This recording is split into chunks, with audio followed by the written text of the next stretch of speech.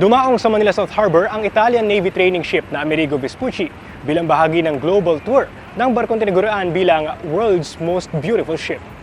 Ang 73 taong gulang na barko ay dumating sa Pier 15 sa Manila South Harbor alas 9 ng gabi nitong September 13.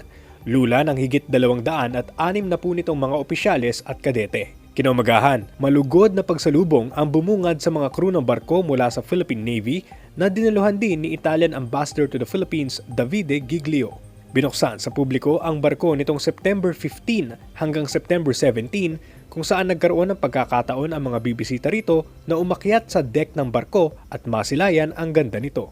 Nanatili ang Amerigo Vespucci sa Manila South Harbor hanggang September 18. Isang araw lamang nang dumating sa Manila South Harbor ang Amerigo Vespucci ay 2 German Navy ships naman ang dumaong sa parehong pantalan nitong September 16.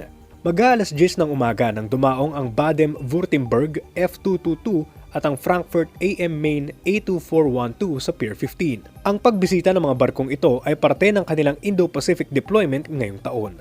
Nanatili ang mga barkong ito ng German Navy sa Manila South Harbor hanggang September 19.